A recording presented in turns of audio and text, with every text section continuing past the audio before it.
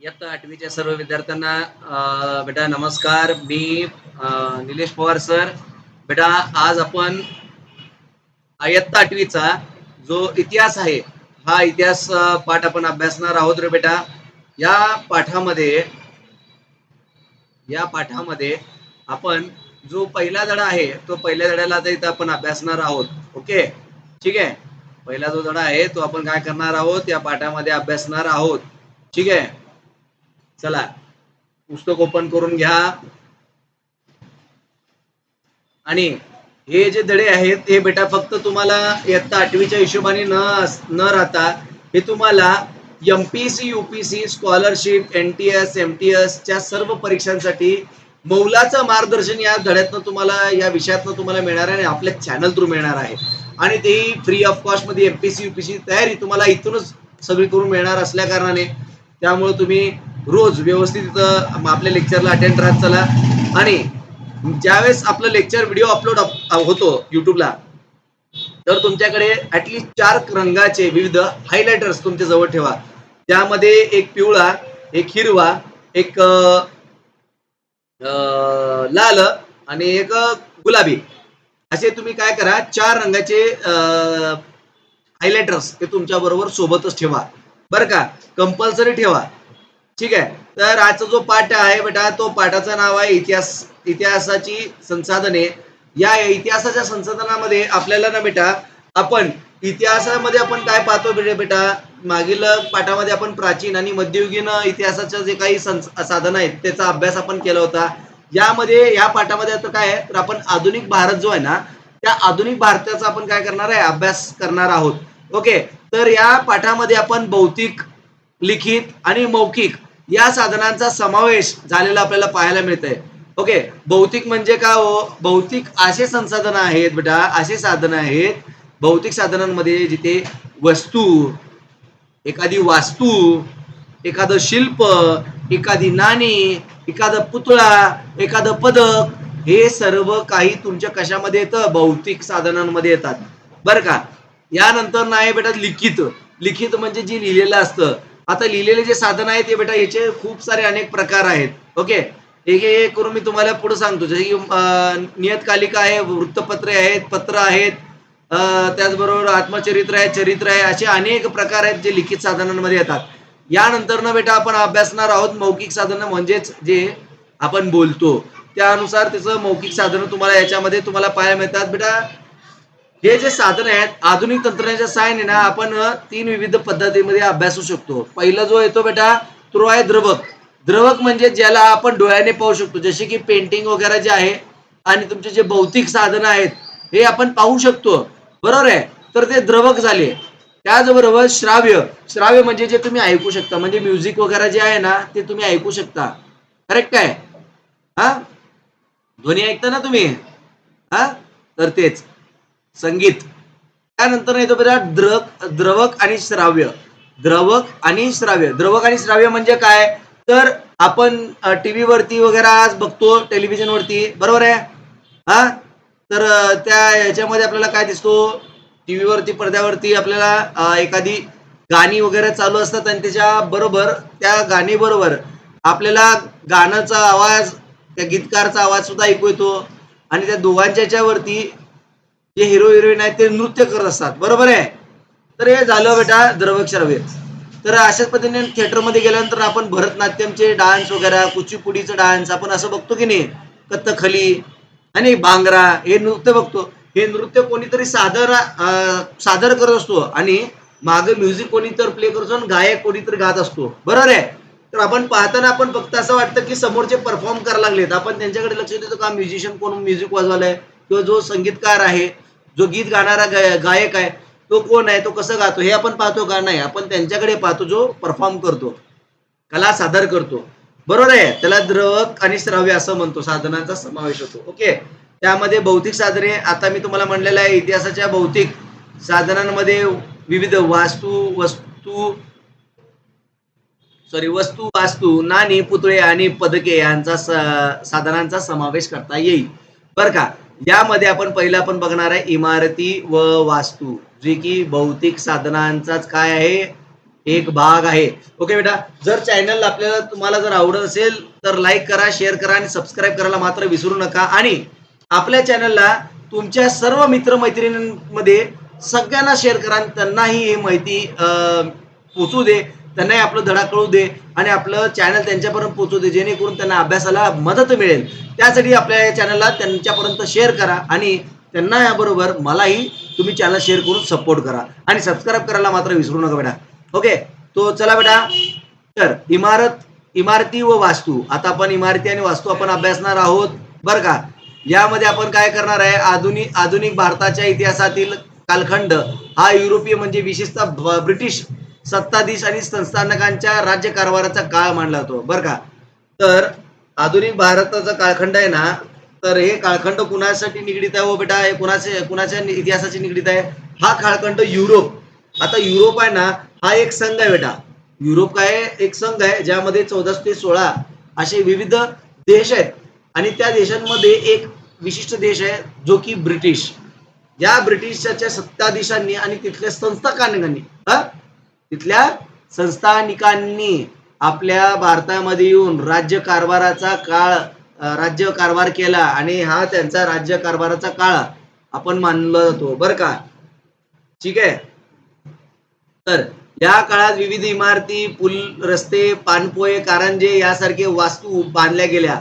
इमारतींमध्ये विशेषतः प्रशासकीय कचेऱ्या, बरोबर. प्रशासकीय कचेऱ्यामध्ये बघा बेटा, आज जर प्रशासकीय कचेऱ्यामध्ये जर बोलायला गेलं तर आज मुंबई महानगरपालिका, मुंबई महानगरपालिका ही जी महानगरपालिका बांधलेली आहे, कोणी बांधलेली आहे, ब्रिटिशांनी बांधलेली आहे, बरोबर आहे. त्याचबरोबर जे सोलापूर महानगरपालिका आहे, सोलापूर महानगरपालिकेची जी इंद्रधनुष म्हणून एक इमारत आहे, ते इंद्रधनुष इमारत सुद्धा हे ब्रिटिशांनीच बांधलेली आहे. ठीक आहे.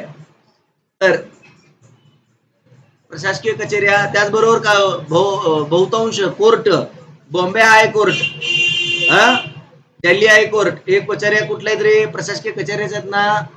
तर हे कोणी बांधले, ब्रिटिशांच्या काळात बांधलेले आहेत. अधिकाऱ्यांच्या व तसेच नेत्यांच्या व क्रांतिकारांची निवासस्थाने, तर असे विविध निवासस्थाने सुद्धा त्यांनीच बांधलेले आहेत. संस्थानिकांचे राजवाडे, किल्ले, तुरुंग यासारखे इमारतींचा समावेश होतो. तुरुंग मध्ये तुम्हाला अंदमान निकोबारचा जो किल्ला आहे, जो तुरुंग आहे तो तुम्हाला लक्षात ठेवायचं, जिथं स्वातंत्र्यवीर सावरकर, स्वातंत्र्यवीर सावरकर यांना काळा पाण्याची शिक्षा त्यांना ब्रिटिशांनी दिली होती आणि त्या तुरुंगामध्ये त्यांना पाठवण्यात आलं होतं बरं का. हा तुम्हाला एमपीसी युपीसीच्या दृष्टिकोनाने फारच महत्वाचा आहे आणि त्याचबरोबर एमटीएस एनटीएस स्कॉलरशिप ऑलिम्पियाड सारख्या एक्झामसाठी फार महत्वाचा आहे आणि त्याचबरोबर तुमच्या एक्झामसाठी सुद्धा महत्वाचा आहे 8वीच्या. ठीक आहे बेटा, तर हे गोष्टी लक्षात ठेवा. तर या वास्तूंपैकी अनेक वास्तू आज सुस्थितीत पाहावयास मिळतात. सुस्थितीत म्हणजे एकदम उत्तमरित्या आपल्याला पाहावयास मिळतात. काही वास्तू या राष्ट्रीय स्मारक म्हणून घोषित केलेल्या आहेत बरं का. त्यापैकी आपल्या सोलापूर जिल्ह्यामध्ये एक राष्ट्रीय स्मारक म्हणून घोषित केलेलं आहे. त्या स्मारकाचं नाव आहे डॉक्टर कोटणी स्मारक. काय आहे, डॉक्टर कोटणी स्मारक, जो की भैया चौकामध्ये येतो. ओके, जर कधी तुम्हाला वेळ मिळाला तर तुम्ही तिथे जाऊन भेट देऊ शकता, परिवाराबरोबर जाऊन भेटून येऊ शकता. तर काही इमारतींमध्ये संग्रहालय उभारण्यात आली आहेत. काही इमारतींमध्ये संग्रहालय काय केलेले, निर्मिती केलेली आहे बरं का. तर आपण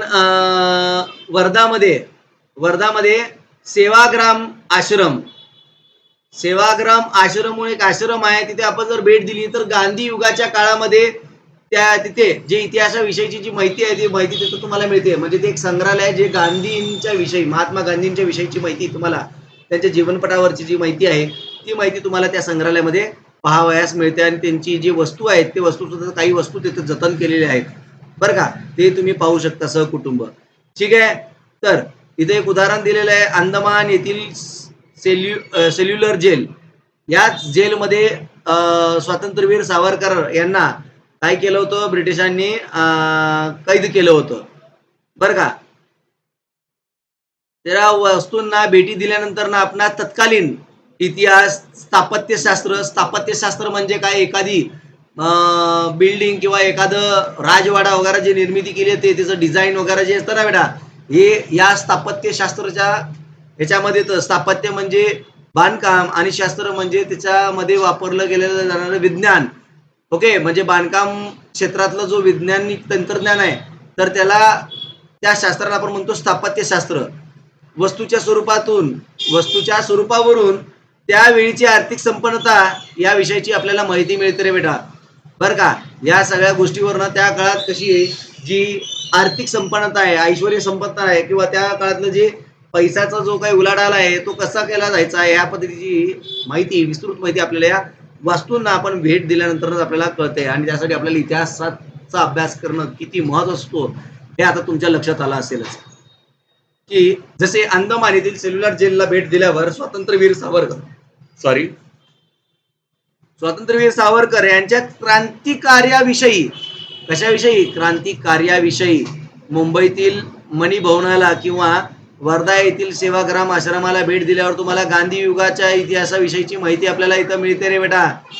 ओके, त्यामुळे इथं मी काय करतो, पिंक कलर करतो. ओके, तर आता वास्तुवान संग्रहालय बघा, वास्तू संग्रहालय आणि इतिहास. वास्तू संग्रहालयामध्ये आपण काय करतो रे, विविध वास्तू, चित्रे, छायाचित्रे यासारखे विविध गोष्टींचे जतन केलेले असते बर का.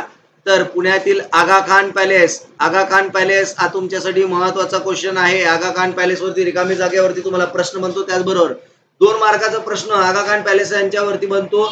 तर आगा खान पॅलेस हा पुण्यामधला एक पॅलेस आहे जिथे गांधींचं स्मारक संग्रहालयात आपणास महात्मा गांधींच्या वापरातील अनेक वस्तू, कागदपत्रे पाहावयास मिळते.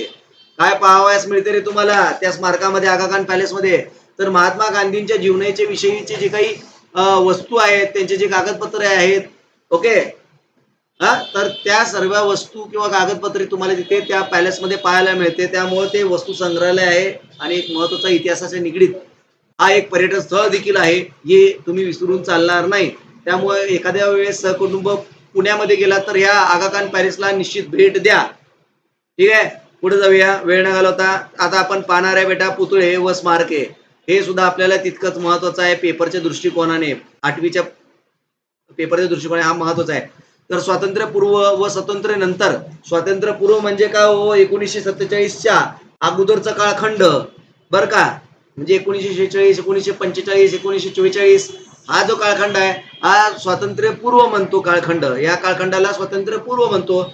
आणि स्वातंत्र्य नंतर म्हणजे काय, 1947च्या नंतरचा काळखंड, 1948, 1949, 1950 हा काळखंड. या काळात अनेक व्यक्तींची स्मारके पुतळ्यांच्या स्वरूपात उभारली गेली. तर हे पुतळ्यांच्या नावाखाली, आता समजा उदाहरणार्थ महात्मा गांधींचा पुतळा घेऊया. महात्मा गांधींचं पुतळ्याच्या नावाखाली त्यांचं संपूर्ण नाव, त्या नावाखाली त्यांचं जन्मतारीख आणि त्यांचा मृत्यू बर का, त्यांचं जन्मतारीख आणि त्यांचं मृत्यूचं तारीख हे तिथं लिहिलं जातं. आणि त्या तारखाच्या खाली त्यांच्या विषयाची जी काही माहिती आहे, त्यांच्या कार्याची जी काही माहिती आहे, ती माहिती थोडक्यात मला त्या पुतळ्याच्या खाली पाहावयास मिळते. असे अनेक स्मारक आहेत ज्यामध्ये अण्णाभाऊ साठे आहेत, साने गुरुजी आहेत, संत गाडगे महाराज आहेत, नेताजी सुभाषचंद्र बोस आहेत, स्वातंत्र्यवीर सावरकर आहेत, डॉक्टर हेगडेवार आहेत बर का, लोकमान्य टिळक आहेत, भगतसिंग आहेत, त्याचबरोबर असे अनेक नेते मंडळी आहेत. त्याचबरोबर काही राजेंचे पण आहेत, महाराणा प्रतापांचा असो, छत्रपती शिवाजी महाराजांचा असो, बरोबर आहे. तर अशा पुतळ्यांचा आपण काय केला तर बेटा, त्यांच्या पुतळ्यांच्या खाली त्यांचं नाव पूर्ण, त्यांचं जन्माची तारीख, त्यांची मृत्यूचं दिनांक आणि त्यांचं कार्य काय होतो, कशासाठी ते ओळखले जातात, त्यांचं कार्यांची पूर्ण माहिती, इत्थंभूत माहिती तुम्हाला त्यांच्या पुतळ्याच्या त्या खाली पाहावयास मिळते बर का. तर हे पुतळे देखील आधुनिक भारताच्या इतिहासाच्या अभ्यासाच्या दृष्टीने महत्वाचे आहेत बरं का. आधुनिक भारताच्या दृष्टीने फार महत्वाचे आहेत बरं का. हे पुतळे आधुनिक भारताच्या इतिहासाच्या निगडीत आहेत. तर विविध पुतळ्यांवर आपणास त्या काळातील राज्यकर्ते, समाजातील प्रतिष्ठित व्यक्ती त्यांच्याविषयी माहिती मिळते. पुतळ्याच्या दर्शनी पाठीवर, दर्शनी म्हणजे समजा आता मी एक मला समजा मी एक पुतळा आहे, तर या पुतळ्यात, माझ्या पुतळ्याच्या खाली एक पूर्ण अशी सपाट बाजू असते. तिथे ग्रानाइट किंवा मार्बल ही फरशीवरती ना, मार्बल असेल तर काळ्या अक्षराने त्याला कोरून तिथे नाव, त्यांचं जन्मतारीख, त्यांचं मृत्यूचा दिनांक आणि त्यांचं कार्याची माहिती त्या दर्शनी पाटीवरती लिहिली जाते. ग्रानाइट असेल तर त्याला काय करतात, काळ्या ग्रानाइटचा वापर करतात, त्याच्यावरती पांढऱ्या अक्षराने हे लिहितात किंवा त्यावरती सोनेरी अक्षराने आजकाल जे ट्रेंड चालू आहे ते सोनेरी अक्षरांचं चाललेलं आहे बरं का. तर त्या पुतळ्याच्या दर्शनी पाटीवर संबंधित व्यक्तीचे पूर्ण नाव, जन्म मृत्यूची नोंद, त्या व्यक्तीचे थोडक्यात कार्य, जीवनपटाविषयीची माहिती आपल्याला मिळते बरं का. काय आपल्याला माहिती मिळते त्या पाटीवरती ते इथं दिलेलं आहे बरं का. आणि ते जे पुतळे आहेत ते पुतळे कुणाचे उभारले ते पुतळ्यांचं तुम्हाला इथं दिलेलं आहे. ओके, ठीक आहे, लक्षात ठेवा. तर असे व्यक्ती कोण आहेत? महात्मा ज्योतिराव फुले, लोकमान्य टिळक, डॉक्टर बाबासाहेब आंबेडकर यांच्यासारख्या पुतळ्यांप्रमाणे विविध घटनांचे स्मृतीपत्र उभारलेले स्मारके सुद्धा संबंधित घटनाकाळ आणि घटनेशी निगडीत व्यक्ती इत्यादी माहिती देतात. उदाहरणार्थ विविध ठिकाणांची हुतात्मे स्मारके. आपल्या सोलापूरमध्ये 4 हुतात्मांचं स्मारक आहे बेटा. त्यांचं पूर्ण नाव तिथं दिलेलं आहे. त्यांचं जन्म आणि मृत्यूची नोंद जी तारीख आहे ती दिलेली आहे आणि त्यांच्या कार्याची जी काही माहिती आहे ती थोडक्यात तुम्हाला तिथे गेल्यानंतर पाहायला मिळते. तिथेच बाजूला पुण्यश्लोक अहिल्यादेवी होळकरांचं पण पुतळा आहे आणि त्या पुतळ्याच्या खाली सुद्धा त्यांच्या सुद्धा जीवनापटावरती माहिती आणि त्यांचं पूर्ण नाव, त्यांची जन्म तारीख आणि त्यांचं मृत्यूचं दिनांक हे सर्व माहिती तिथं तुम्हाला त्यांच्या दर्शनी पाटीवरती पाहावयास मिळते. आणि हे स्मारक स्थळ हे फक्त स्मारक स्थळ नसून तर हे आपल्या देशाचा अभिमान आहे. जिथे आपण काय केलेलं आहे, त्यांच्यामुळे आज आपण इथं आज बसलोय, शिकतोय आणि स्वतंत्रपणे जगतोय. लोकशाहीचं मार्ग आपल्याला प्राप्त झालेला आहे या व्यक्तींमुळे बरं का. तर अशा स्मारकांना बेटा कधी भेट दिल्यानंतर ना तिथे कोणत्याही पद्धतीने कचरा वगैरे टाकू देऊ नका. कोणी टाकले असल्यास त्यांना संबोधन करा, त्यांना सांगा की असं तुम्ही करू नये. हे एक स्मारक आहे आणि या स्मारकाला जतन करण्याची जबाबदारी सामूहिक जबाबदारी आहे. तर स्वच्छता ठेवा बेटा. कुठेही परिसरात गेले तर स्वच्छता ठेवणं ही आपली जबाबदारी आणि आपण यासाठी कटिबद्ध असलं पाहिजे. यासाठी आपण काय असलं पाहिजे? कटिबद्ध असलं पाहिजे बरं का रे बेटा. तर तुमच्या नजीकच्या परिसरात अनेक स्मारक आणि पुतळे आहेत. मी आत्ताच तुम्हाला डॉक्टर कोटणीस साहेबांचा सरांचा स्मारक सांगितलेलं आहे. त्याचबरोबर 4 हुतात्मा पुतळे जे आहेत सोलापुरातले त्यांचाही सुद्धा तुम्हाला माहिती दिलेली आहे. असे प्रत्येक जिल्ह्यात खूप सारे तुम्हाला स्मारक त्या थोर व्यक्तींचे तुम्हाला पाहावयास मिळतात. तर तुम्ही तुमच्या जिल्ह्यातले जे काही स्मारक आहेत तुम्ही त्याला भेट देऊन एकदा अभ्यास करून निश्चितच या. स्मारक पाहण्यासाठी आपल्याला दुसऱ्या जिल्ह्यात जाण्याची काही गरज नाही. तुमच्या जिल्ह्यात जे क्रांतीवीर असतील त्यांच्या किंवा स्वातंत्र्य सैनिक असतील त्यांचे जे स्मारक आहेत त्यांच्या स्मारकांना सुद्धा तुम्ही भेट देऊन येऊ शकता. ठीक आहे बेटा, चलो पुढे जाऊया. आता आपण पाठातला आपण पाहणार आहे लिखित साधने. लिखित साधने हे पेपरला सारखं विचारलं जातं, खूप महत्वाचं आहे. एमपीसी यूपीसीच्या दृष्टिकोनाने अत्यंत महत्वाचा क्वेश्चन आहे बरं का. हा क्वेश्चन तुम्हाला प्रीला, मेन्सला आणि इंटरव्ह्यूला खास करून विचारले जातात. इंटरव्ह्यू पेक्षा जास्त करून तुम्हाला मेन्स आणि प्री आणि मेन्स या दोन्हीच याला तुम्हाला जास्त करून विचारले जातात. त्यामुळे हे फार इम्पॉर्टंट आहे तुमच्या 8वीच्या पेपरच्या दृष्टिकोनाने आणि त्याचबरोबर एमपीसी यूपीसीच्या दृष्टिकोनाने सुद्धा आणि स्कॉलरशिपच्या दृष्टिकोनाने सुद्धा. ठीक आहे, हे लक्षात ठेवा. चलो पुढे जाऊया. तर आधुनिक भारताच्या इतिहासातील लिखित साधनांचा खालील बाबींचा विषय समावेश होतो. लिखित लिहिलेलं असतं प्रत्येक गोष्टी बरं का. प्रत्येक गोष्टी लिहिलेल्या असतात. लिहिलेल्या गोष्टींचं नोंद होतो आणि ते कोणत्या प्रकारात असतं लिखित? तर पत्रव्यवहार. महात्मा गांधींनी पंडित जवाहरलाल नेहरूंना जे केलेलं पत्रव्यवहार, डॉक्टर बाबासाहेब आंबेडकरांनी पंडित जवाहरलाल नेहरूजींना केलेलं जे काही पत्रव्यवहार, तर असे पत्रव्यवहार नियतकालिका म्हणजे तुमचे जे मॅगझिन्स वगैरे असतात, दर नियतकालिका कसे असते? साप्ताहिक असतात, मासिक असतात. साप्ताहिक म्हणजे आठवड्याला येणारे, मासिक म्हणजे महिन्याला येणारे, द्विमासिक म्हणजे 2 महिन्याला येणारे, त्रिमासिक म्हणजे 3 महिन्याला येणारे, 6 मासिक म्हणजे तुमचे 6 महिन्याला येणारे, वार्षिक म्हणजे वर्षाला एकदा येणारे, द्विवार्षिक म्हणजे 2 वर्षाला येणारे, त्रिवार्षिक म्हणजे 3 वर्षाला येणारे. तर असे हे नियतकालिके असतात ज्याला आपण मॅगझिन्स म्हणतो. परदेशी व्यक्तींची नोंद. समजा परदेशातनं कोणी एखादा व्यक्ती आला आणि जर त्यांनी काय केलं, नोंद केलेलं असेल तर त्याची नोंदची इतिहासामध्ये फार महत्वाचं समजलं जातं त्या गोष्टींना. फॅक्टरीचे रेकॉर्ड्स. आता ब्रिटिशांनी काही कारखाने विविध जिल्ह्यांमध्ये महाराष्ट्र आणि तसंच भारतामध्ये उभारली केलेली आहे. त्या फॅक्टरीचे रेकॉर्ड्स फार महत्वाचे आहेत. हा वृत्तपत्रे म्हणजे तुमचे जे दैनिक पेपर आहेत, दैनिक म्हणजे रोज छापणारे जे पेपर असतात त्याला दैनिक म्हणतो, त्यांनाच आपण वृत्तपत्रे सुद्धा म्हणतो. हे नीट लक्षात ठेवा. जसे की Lokmat, Divya Marathi, Loksatta, the Hindustan time, Deccan Herald, हा Times of India, Economic Times, हे जे आहेत ना बेटा, हे सगळे वृत्तपत्रे आहेत. ठीक आहे. हा जे तुम्ही IBN, लोकमत, ABP माझा हे जे टीव्हीवर पाहता, हा ते वृत्तपत्रे नाहीत. ते वृत्तपत्रे नाहीत. हा ते चॅनल आहेत, हे लक्षात ठेवा. हा वृत्तपत्र आणि चॅनल मध्ये फरक असतो. तर आत्मचरित्रे, आता भगतसिंग यांच्या जीवनावरती जे काही माहिती लिहिली जाते त्याला आत्मचरित्र म्हणतो. आत्मचरित्र तो एकतर व्यक्ती स्वतः लिहितो असतो किंवा दुसरे एखादी व्यक्ती लिहित असतो. सचिन तेंडुलकरांच्या ऑटोबायोग्राफी आपल्याला अवेलेबल आहे. त्यांच्या जीवनावरती ते स्वतः लिहिलेले आहेत, तर ते आत्मचरित्र झालं. आता चरित्रे झालं बेटा. चरित्रे म्हणजे काय, तर विविध व्यक्तींच्या नाव, इतिहासाचं जे काही माहिती आहे, जसं की पुण्यश्लोक अहिल्यादेवी होळकर यांनी केलेलं जे त्यांचा जीवनाचा प्रवास आहे, त्यांनी केलेलं समाज कार्य आहे, तर ते त्यांच्या चरित्राची माहिती आपल्याला विविध ग्रंथांच्या मार्फत आपल्याला ते प्राप्त होत असते. पुस्तके म्हणजे काय हो, तर आपण आज तुम्ही पुस्तकात जे वाचतोय ते पुस्तकच आहे ना, तर अशी विविध पुस्तकांमधून आपल्याला विविध माहिती मिळते असते बरं का. तर तो सुद्धा एक लिखित साधनांचा एक सर्वात महत्वाचा भाग आहे. ओके.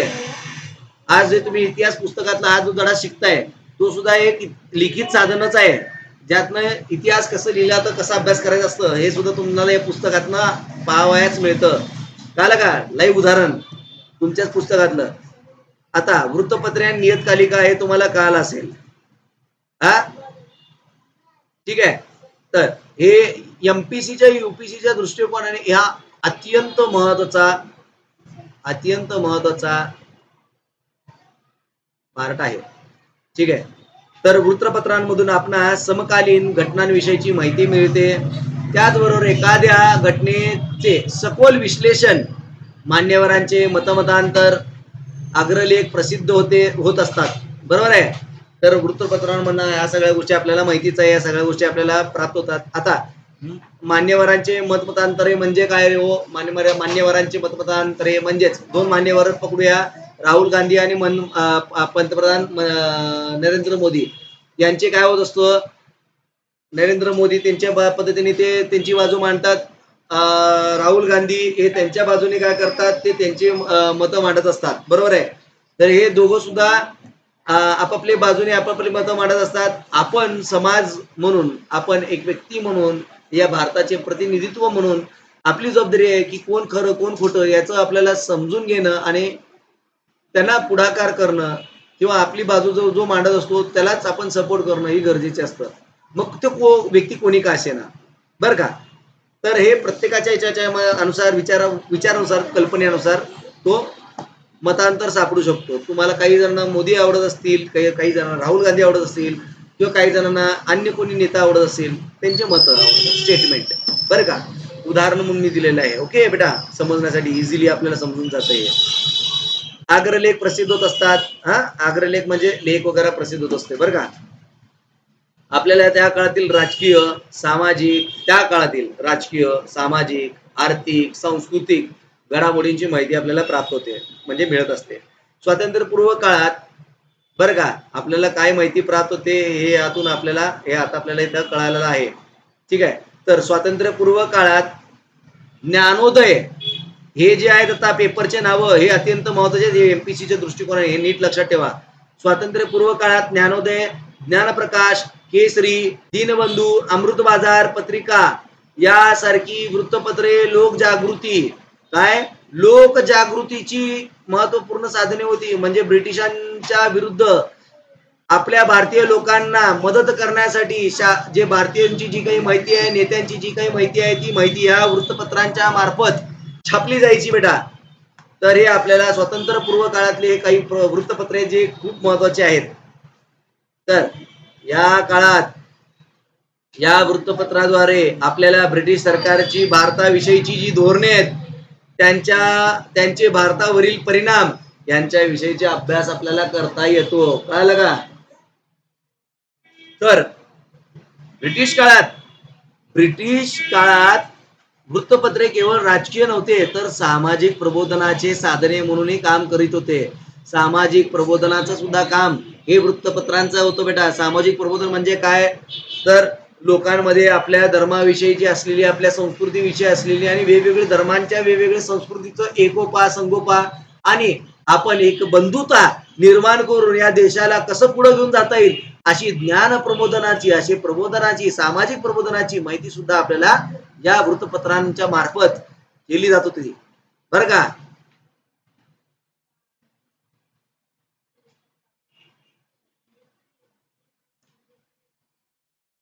तर विष्णू शास्त्री चिपळूणकर यांनी निबंधमाला, कुठली माला, निबंधमाला मासिकातून, मासिका म्हणजे निबंधमाला ही एक नावाची एक मॅगझिन आहे, त्याला आपण मासिकातून म्हणतो. मासिक म्हणजे जे महिन्याला छापली जायची.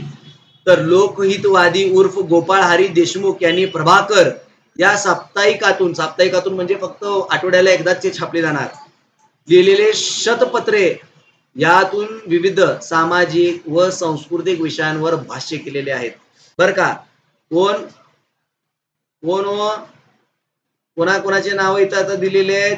विष्णू शास्त्री चिपळूणकर यांचं कुठलं निबंधमाला जो मासिकी आहे बर का, आणि लोकहितवादी उर्फ गोपाळ हरी देशमुख यांनी प्रभाकर या साप्ताहिकातून बर का. तर शतपत्रे छापून यामध्ये विविध सामाजिक आणि सांस्कृतिक विषयांवर भाष्य केलेले आहेत. येतं लक्षात, त्यामुळे फार महत्वाचं आहे बेटा, समजतंय. हा चला, इथून जो पाठ आहे बेटा हे पाठ आपण उद्याच्या पाठामध्ये अभ्यासणार आहोत. ओके, आशा करतो की तुम्हाला इथपर्यंत जो भाग आहे हा समजला असेल. हा, आणि जर बेटा खरंच माझी मेहनत तर तुम्हाला मनापासून आवडत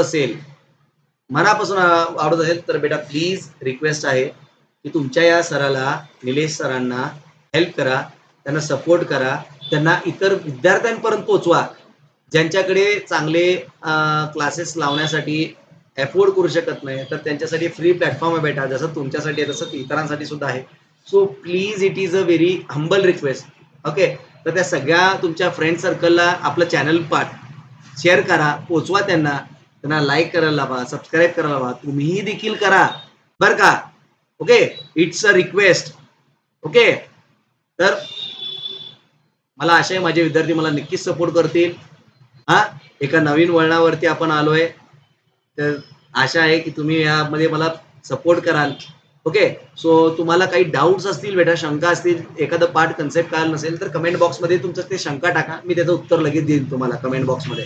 ओके, सो चला भेटूया बेटा उद्याच्या लेक्चरमध्ये, तोवर अभ्यास करत राहा. Okay, bye.